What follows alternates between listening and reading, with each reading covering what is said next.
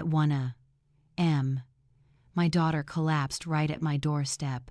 Her eyes were bruised purple, her lips cracked and bleeding. Through sobs, she confessed, "My husband hit me because of his mistress." I quietly held her, carried her inside.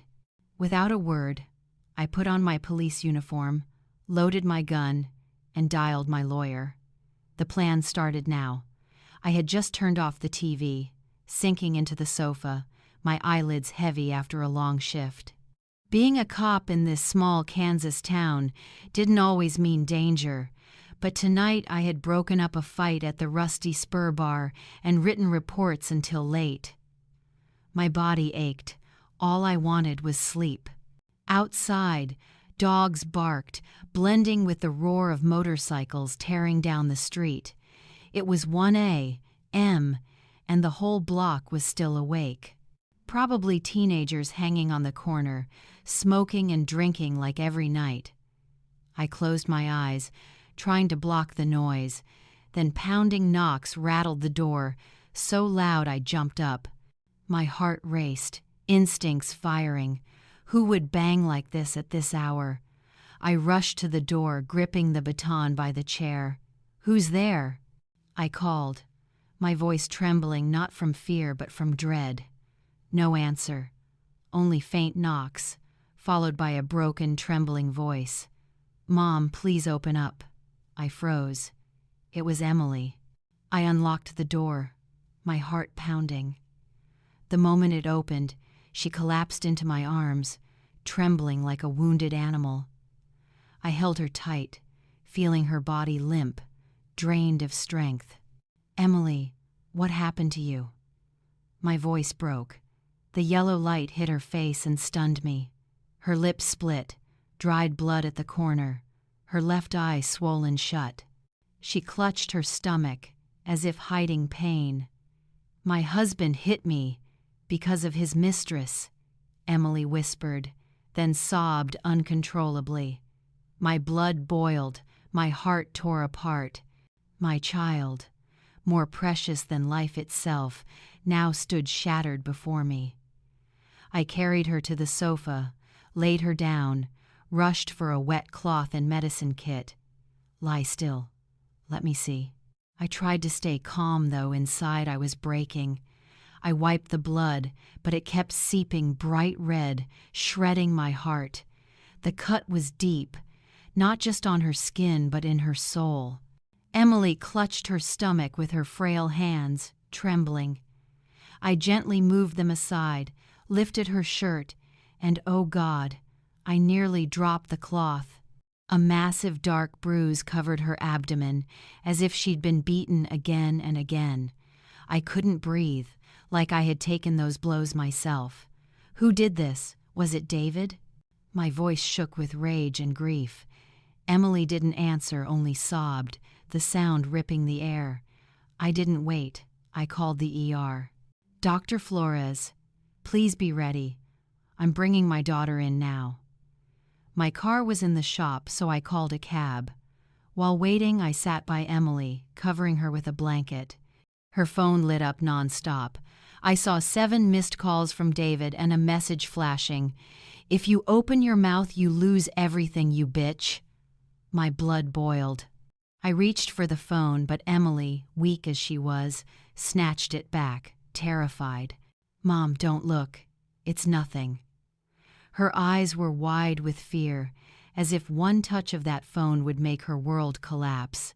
I didn't push, just held her hand. "I'm here now, you'll be okay," I said, though I knew it had gone too far. When the cab came, I guided Emily outside, one arm holding her, the other juggling her things. She leaned into me, whispering over and over, "I'm sorry, Mom. I didn't want to bother you this late, but I couldn't take it anymore. I had to come to you." Each word cut like a blade. I was her mother. I had sworn to protect her. Yet now she had to flee to me, broken by the man she once trusted. The cab stopped at street, Mary's hospital, neon lights glaring on the word, emergency. I helped Emily out, her body trembling, clutching her stomach for strength. I squeezed her hand, steadying my voice. "I'm here. Don't be afraid." Though I was shaking too, Dr. Karen Flores was waiting. She looked at Emily, then me, eyes full of worry. Without a word, she signaled nurses to take Emily inside. I followed, my steps heavy as lead. When they slipped off Emily's coat, I froze. Her face, shoulders, wrists all bruised, cruel marks that spoke louder than words. I gripped the table edge, holding back the fire inside. "We need an X-ray to check her ribs," Dr. Flores said firmly. I nodded, eyes still locked on Emily, who squeezed her eyes shut as if to escape reality. While waiting for results, I went to register and pay the deposit. My phone buzzed nonstop. Unknown number. I knew it was David. I hung up. He didn't deserve a word from me. When I returned, Emily was asleep from exhaustion. I tucked her in, hands trembling. Looking at her, I remembered the little girl who once ran in the yard, laughing, "Mom, look at me." That smile was gone, replaced by wounds and fear. I sat beside her, heart shattered. I had promised to protect her, yet let David destroy her. I blamed myself, but inside a fire burned. I wouldn't let her suffer anymore. After IV fluids and stabilization, I brought Emily home. I made her a warm glass of milk, left it by her bed, closed the door gently. Dawn light seeped through the window. Outside, I picked up leaves when Margaret, my neighbor, hurried over. "What happened last night, Susan?" I heard pounding and crying.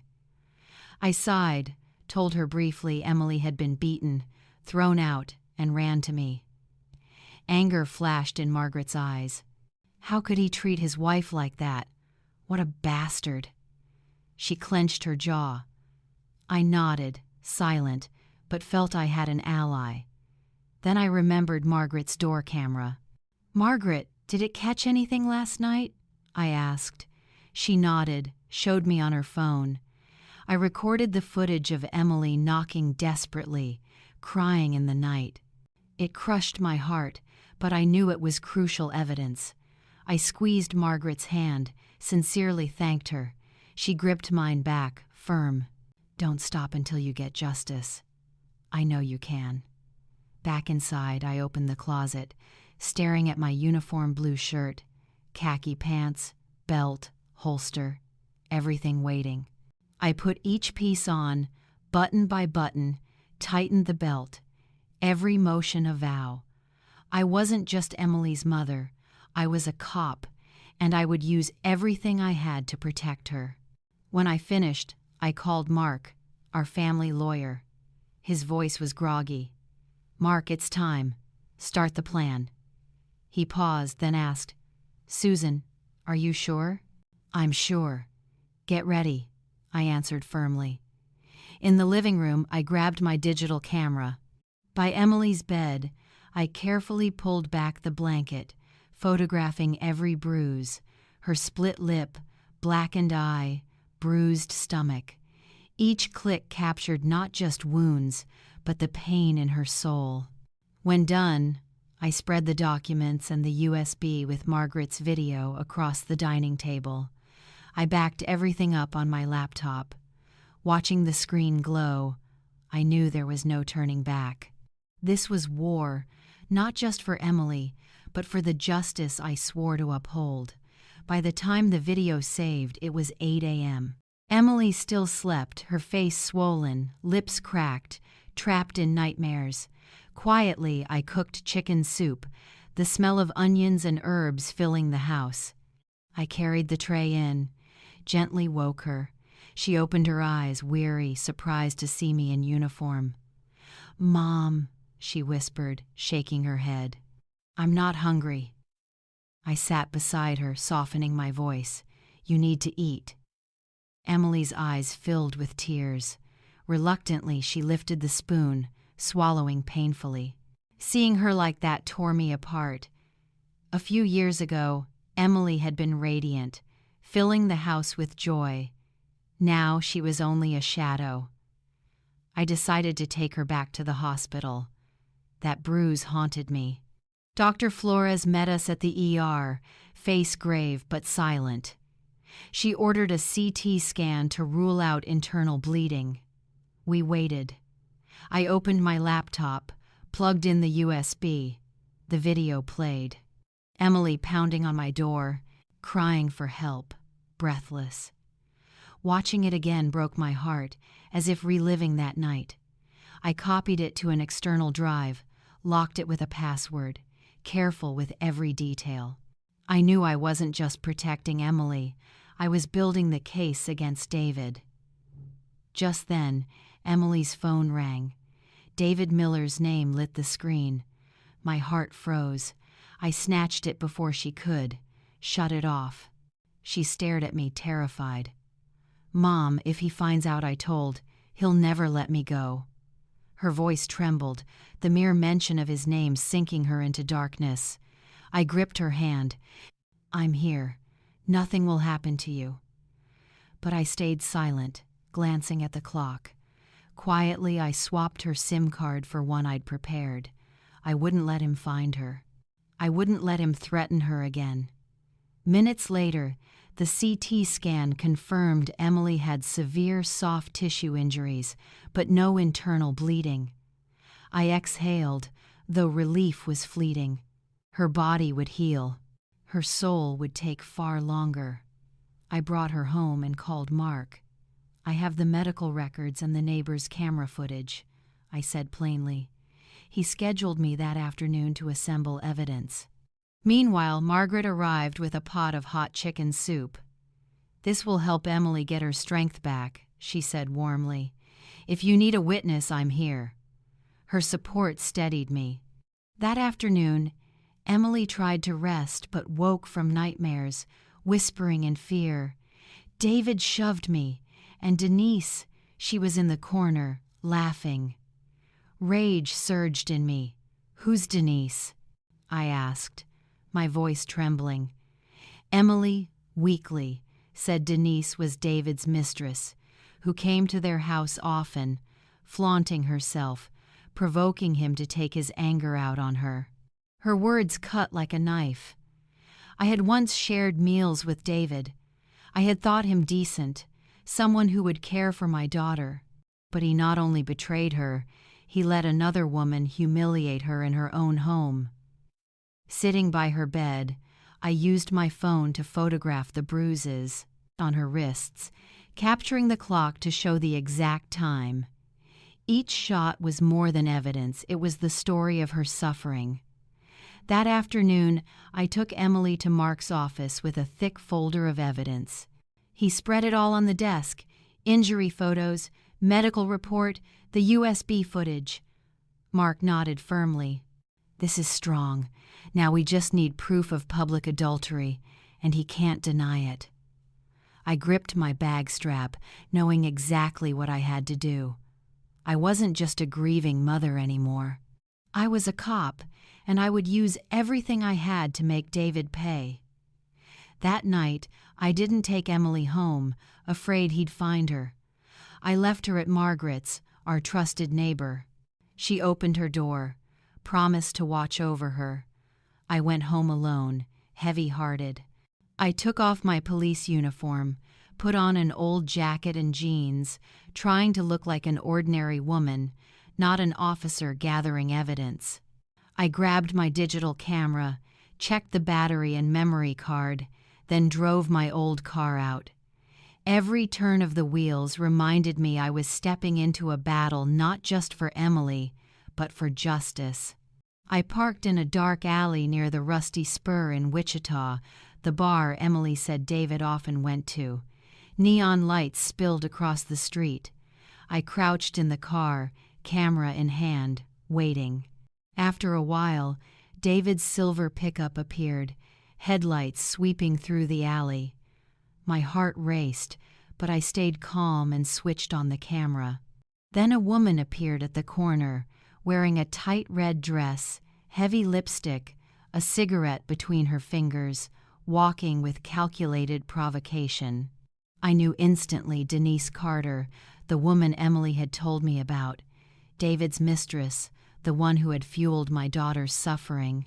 David shut off the engine, stepped out, opened the door for Denise, and wrapped an arm around her like it was routine. Rage boiled in me. This man had sat at my table, called me mother-in-law, and now he held another woman while my daughter lay bruised in bed. I pressed the shutter, again and again. The neon lit their faces clearly. Each photo cut me like a knife, yet was another piece of the evidence I needed to expose him.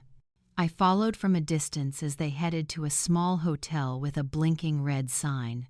I didn't get too close, just stayed back and took shots of them walking hand in hand through the lobby. Then I drove to the lot and photographed David's license plate, making sure a digital clock nearby showed the exact time. Every picture was a bullet, and I knew I had what would corner him. Back home, I saved them all to a locked folder on my laptop. I called Mark without hesitation. I've got photos proving the affair. Their faces are clear, his license plate too. Mark's voice was firm. Excellent, Susan. Guard them well. Don't let him find out you have this. I nodded, feeling a small weight lift. I was closer to justice. Just then my phone rang. Emily was calling from Margaret's number, her voice trembling. Mom, he just called one of my friends asking where I am. When she said she didn't know, he threatened her. I'm scared. Hearing her voice clenched my heart. Even away from him, she was still under threat. I soothed her gently. Stay calm, honey. Stay at Margaret's. I'm watching over this. But inside, I knew I had to act faster before he hurt Emily again. I immediately contacted my commander, John Rosales, a trusted colleague. I laid out everything: Margaret's video, Emily's medical records, the affair photos. We need officers watching the area, especially Margaret's house, I said firmly. Rosales agreed, but warned me. Susan, this is dangerous, but with enough evidence I believe you'll win. I thanked him and handed over a copy of the affair photos in case anything happened. That night I couldn't sleep, sitting at the kitchen table arranging the files, injury reports, camera footage, photos. Each file was an indictment, another step toward exposing David. But inside, the pain burned. I had once treated him like a son. I thought he'd protect Emily. Instead, he betrayed her, beat her, and threatened her for another woman. The pain cut deep. The next morning, I took Emily to meet psychologist Anna Quinn, recommended by Mark. Emily needed help to heal. I sat in the waiting room, chest heavy as she walked slowly into the office, shoulders slumped. Watching her felt like a weight crushing me. I had thought I was a strong mother, a tough cop, yet I hadn't protected her from the man I once trusted. Every memory of Emily's bruised face tore at me. My phone buzzed. It was Robert Harris from the county clerk's office, a contact from previous paperwork. His voice was low and urgent. Mrs. Susan, I shouldn't say much over the phone, but I just saw your name and your daughter's on a property transfer file. Something isn't right. My brow furrowed. We hadn't signed any transfer documents. A chill ran down me. I told Anna I'd pick Emily up later and drove to the office. Robert waved me in, showing me the file with concern. Something's off. This property was transferred to someone named Denise Carter last week. No call for confirmation. It looked odd to me. Cold swept over me. Impossible, I whispered. Emily and I had never signed anything. Robert shook his head, handing me the papers. The signatures bore our names, filed and stored. I stared at the shaky scrawls that looked nothing like ours. I immediately asked who submitted them. Robert lowered his voice. The clerk said it was your son-in-law, David, claimed you were busy and asked him to handle it. My blood surged. Not only had David beaten Emily and betrayed her, but he dared forge our signatures to steal land my father's inheritance, our family's legacy. I steadied myself, asked Robert for a copy of the file. He sighed. He must have help inside. Please be careful. Don't let anyone know I told you. I thanked him, promised his name, wouldn't be mentioned, but I felt like I was walking on knives. David wasn't just violent, he was cunning, willing to do anything to get his way. That afternoon, I picked Emily up from therapy. She looked tired, but her eyes weren't as panicked. I drove straight to Mark's office with the forged documents.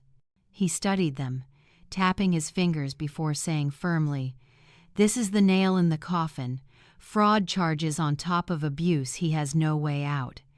Emily sat quietly beside me, tears brimming. "Mom, he forged our names to steal Grandpa's land," she said, voice shaking with pain and fury. I gripped her hand, trying to pass her strength. But inside, I wrestled with my own grief. That land wasn't just property, it was my father's sweat, our family's memory. And David had trampled it all for greed.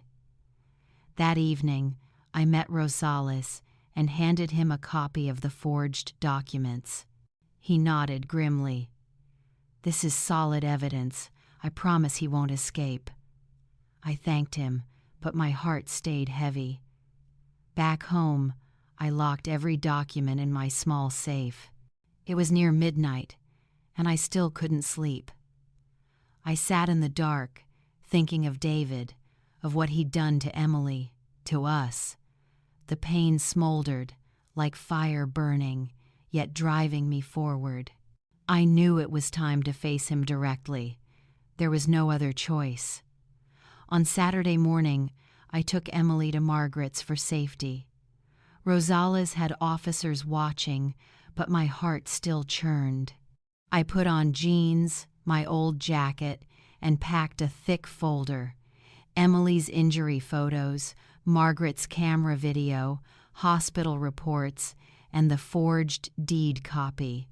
I drove to David's pawn shop, his den of business and false power.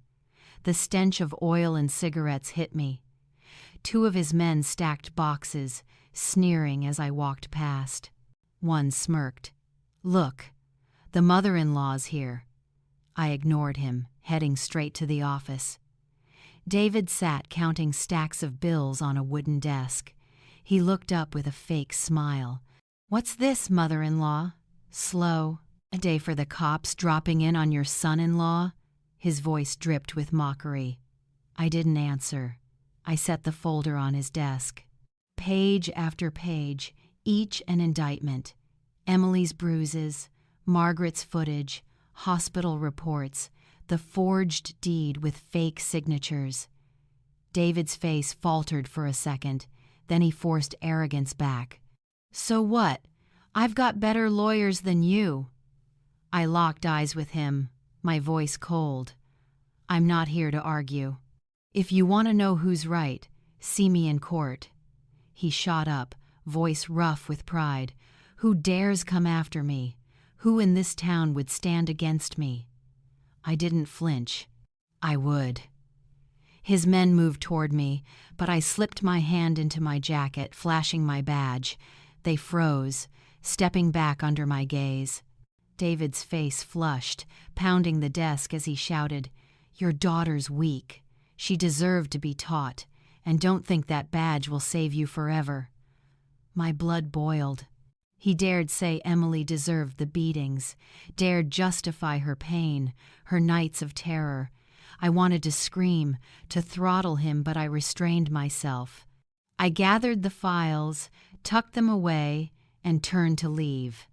At the door, I stopped, speaking firmly. "The rules have changed. You won't be teaching anyone. The law will teach you." David's roar followed.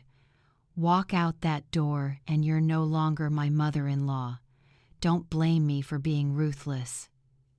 I looked back one last time, fearless. "Then from this moment, you're no longer my daughter's husband." I stepped outside, dust swirling in the wind. Back in my car, I called Mark. "It's time to file the lawsuit." Mark's calm but wary reply came, "All right, be ready. He'll fight hard." I nodded, steel in my chest.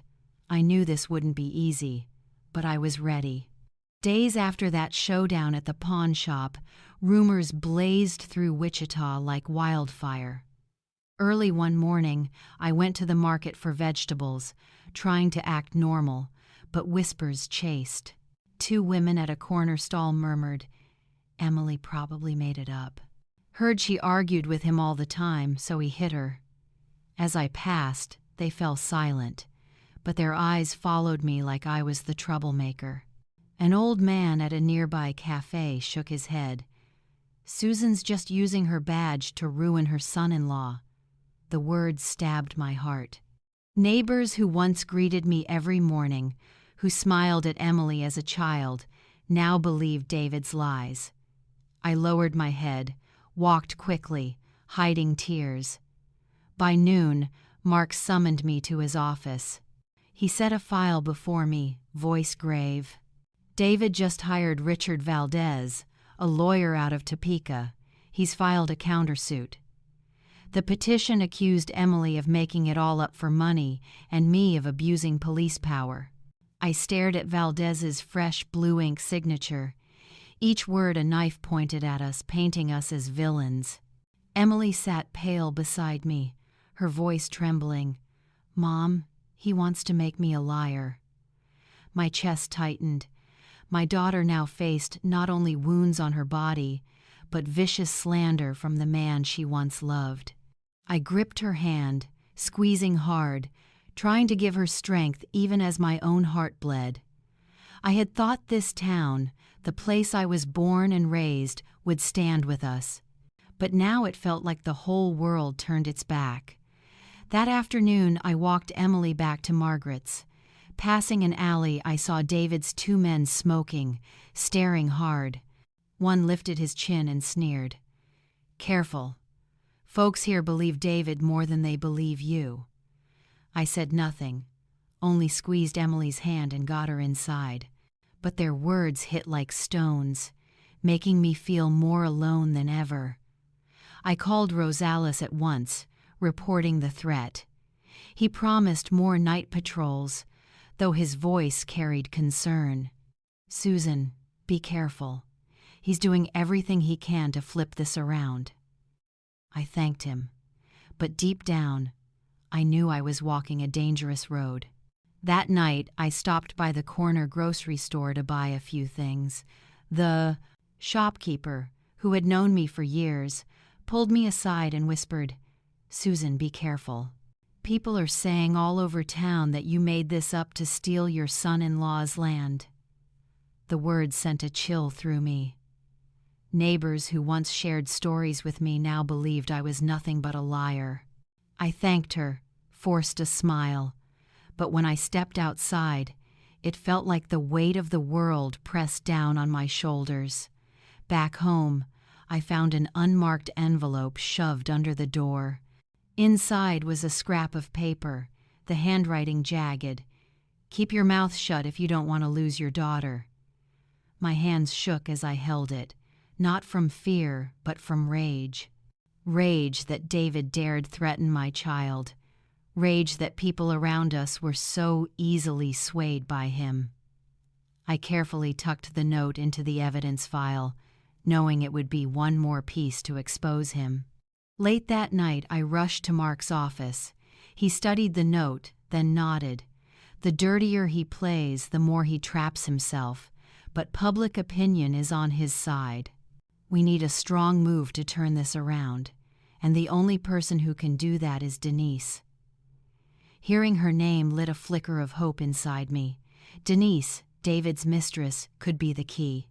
But I knew winning her over wouldn't be easy. Sitting in the dim light of Mark's office, I thought of Emily, her bruises, her broken voice, the lies suffocating us. The pain burned like a slow fire, fueling me. I would not let David win. The next day, I heard Denise often went to a small bar at the end of Main Street. I knew it was my chance to flip the game David thought he controlled. I pulled on a loose jacket, a baseball cap, and slipped into the bar, keeping a low profile. Country music blasted, cigarette smoke mixed with the smell of beer and whiskey.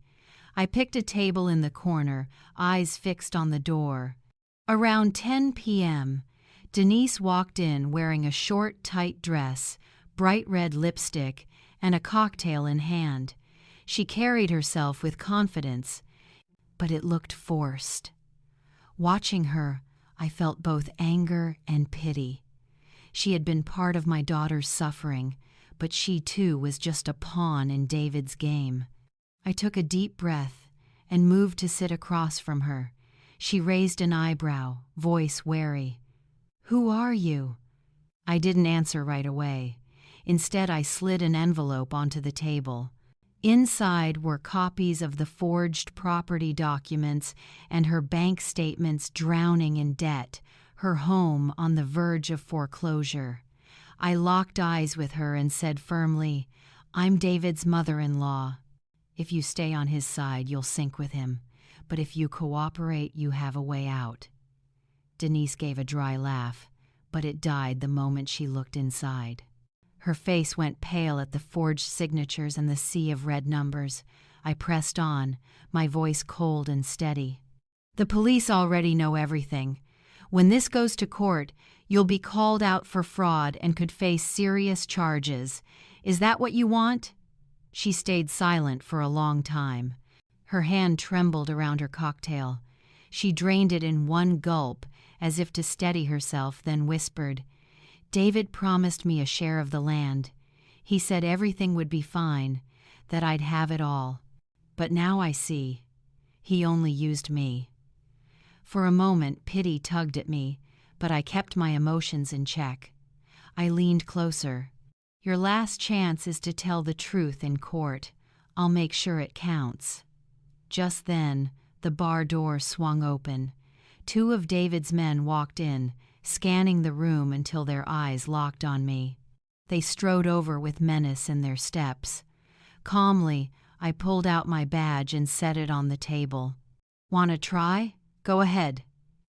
The dim light caught the metal, and they froze, then backed away slowly, eyes full of hate.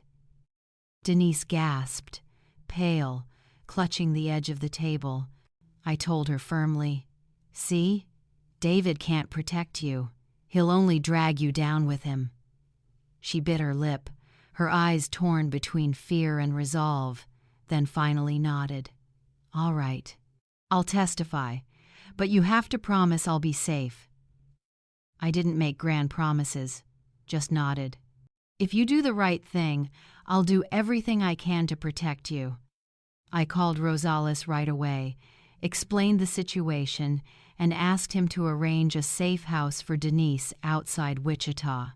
When I left the bar, the cold wind whipped against me, but inside, I felt lighter.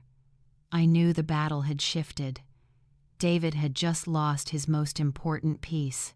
The next morning, I woke at 5 a.m., while it was still dark. I cooked a pot of chicken soup, hoping the warmth would ease the tension. Carrying a tray, I went to wake Emily. Her face was still swollen, lips cracked, breaking my heart all over again. I whispered, "Eat something, sweetheart. Get your strength back." Emily opened her tired eyes and nodded. I helped her into a pale blue dress, draped a light scarf over the bruises on her neck, and brushed her hair. "You don't have to bow your head anymore," I murmured. Tears welled in her eyes, but she only gripped my hand, holding on as if it was the only thing keeping her safe. Commander Rosales was already waiting with a patrol car. He gave me a firm but kind nod. "It's going to be all right today." I thanked him, feeling steadier. On the way to the courthouse, Townspeople gathered in the square, whispering. Some looked curious, some gave small nods of support, but others glared with suspicion, poisoned by David's lies. I knew this fight wasn't just against him, it was for the truth. At the courthouse steps, I saw David in a sharp suit, face flushed, eyes sharp as blades. Beside him, attorney Richard Valdez tried to look calm, but the strain showed. Denise stood off to the side, arms crossed, eyes distant. Seeing her brought back that night at the bar when she agreed to switch sides.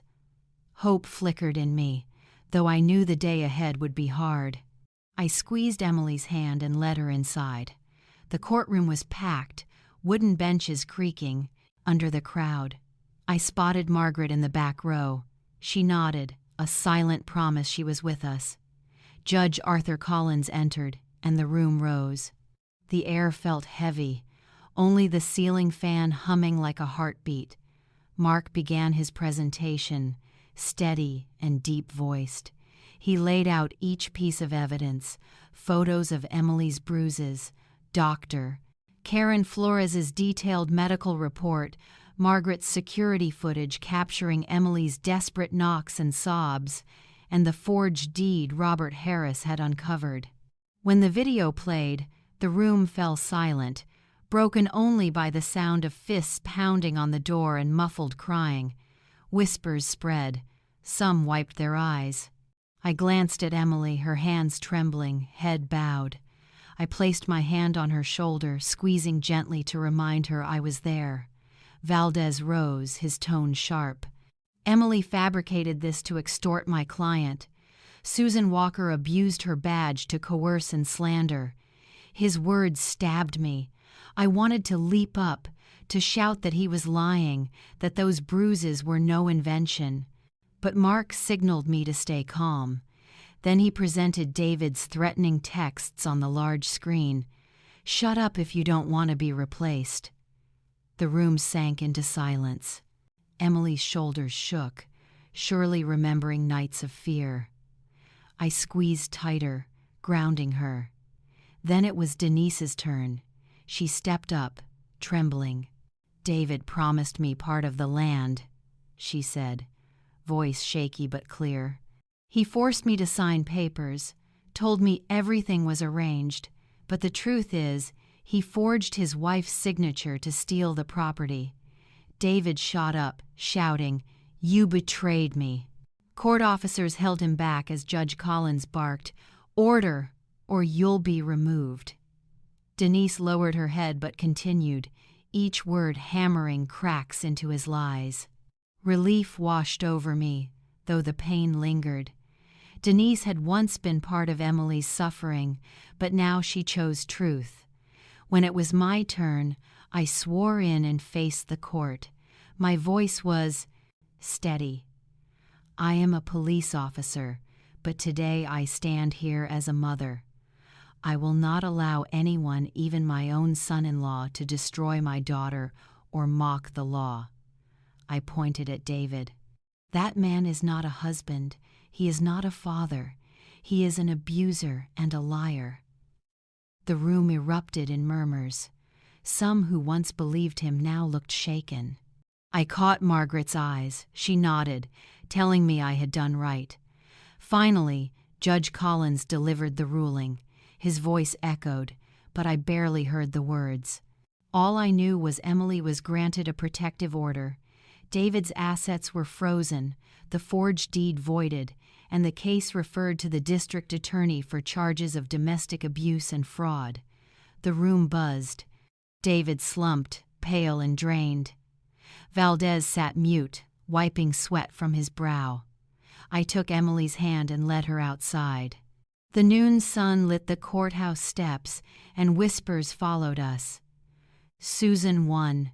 Justice won. But inside, I knew this victory couldn't erase Emily's scars. All I wished was for her to find her smile again. That afternoon, as Judge Collins's words still echoed, the courtroom filled with chatter. I didn't catch it all, but when I saw David collapse into his seat, I knew we had won. The protective order, asset freeze, annulment of the forged deed, and additional charges were granted. Hand in hand, Emily and I stepped into the sunlight. I heard the murmurs, "Susan won, justice won," but I didn't feel triumph, only a heavy relief, like setting down a burden I had carried too long. The pain remained, etched deep, like scars that never fully heal. That afternoon, the police came to David's pawn shop to arrest him. People poured into the street, some whistling, some shouting curses right in his face. I wasn't there. But the next morning, the local paper printed his photo in an orange jumpsuit, hands cuffed, under the headline, "Pawn shop owner arrested for abuse and land fraud." I felt something strange.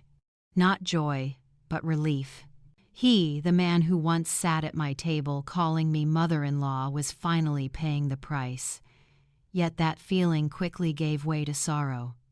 I had once believed he would take care of Emily. The sting of betrayal by someone so close still burned deep inside me. Denise vanished from Wichita just days after the trial. People whispered that she had gone to Kansas City to find work, starting over. I didn't blame her. She had played a role in Emily's suffering, but in the end, she chose the truth. David's two henchmen, who called themselves the Devil's Boys, were also arrested for threatening witnesses. The neighborhood grew quiet again. No more hostile stares, no more whispered threats. But I knew the scars David left on Emily and me would not fade easily. Emily moved back in with me. At first, she struggled to sleep, waking each night in a cold sweat, screaming, "Mom, he's here." I sat by her side, holding her hand, whispering, "It's all right, sweetheart. You're safe now." But watching her, I saw my younger self, the woman who once stayed silent and endured. I brought her to see a therapist, Anna Quinn. Week after week, Anna listened patiently, helping Emily face her fears step by step. A few weeks later, I began to see changes. Emily no longer covered her face in public, no longer kept her head down at the store. One afternoon, I found her in the kitchen, rolled tortillas and humming softly. The melody, light as a breeze, blurred my vision with tears. It had been far too long since I heard my daughter sing. It felt like light had returned to our home. The town began to change too. People who once doubted us, who believed David's lies, started greeting me again. Some even approached with timid apologies. "Mrs. Susan, we didn't know the truth." I only nodded, holding no grudge. I understood how convincing David's lies had been, and not everyone had the courage to confront him. Margaret came by carrying a tray of pastries, hugging Emily. "Tight, you're stronger than your mother ever was." Seeing them laugh together warmed my heart. I kept working at the station. Each patrol reminded me of my duty. Each case of violence fueled my resolve to help other women break their silence. One day, I saw a young woman crying outside the station, clutching her bag, eyes swollen red. I sat beside her and said gently, "You're not alone. Your mother may have gone through it. Your daughter may someday face it, and I have too. I stayed silent once. But now I know silence only feeds the monster." She lifted her head, tears still falling, but in her eyes a small spark lit. I knew I couldn't erase her pain, but I could show her someone was willing to listen. Months later, Emily grew strong enough to return to work. She found a job at an accounting office in town. That evening, she came home late, opening the door with a radiant smile. "Mom, I got the job." I stood and pulled her into my arms. We both burst into tears, not of pain, but of joy, of release. Seeing Emily's smile shine bright as the sun, I remembered the little girl running in the yard, shouting, "Mom, look at me." I knew her wounds weren't fully healed, but she was learning to move forward, learning to find herself again. That night, I sat on the porch, the cool breeze brushing against me. I thought of the night Emily collapsed at my door, bruised and broken, her trembling voice recounting what David had done. I thought of the long months of fighting, sleepless nights, the moments when I nearly gave up under the weight of lies and doubt.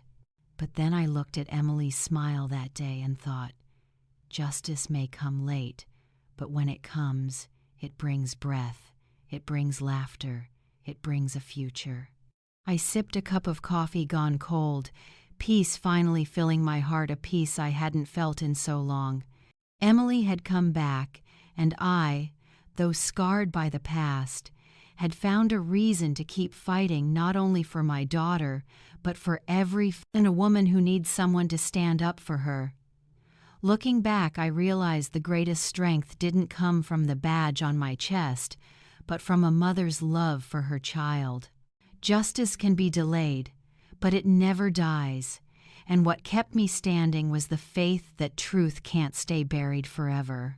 Emily not only found her smile again, she taught me that sometimes, from the deepest wounds, we grow stronger than ever. Every family has its own story, some full of love, some heavy with pain. But the most important thing is that we don't let silence become an accomplice to wrong. I chose to speak out, and I believe any of us can do the same for the ones we love. And what about you? If it were you in this situation, would you stay silent for a false peace, or would you find the courage to face the truth? Share your thoughts. Your words might be the strength someone else needs right now. And if you want to walk with me through more stories, stay with us, so together we can learn, grow, and draw strength from life's lessons.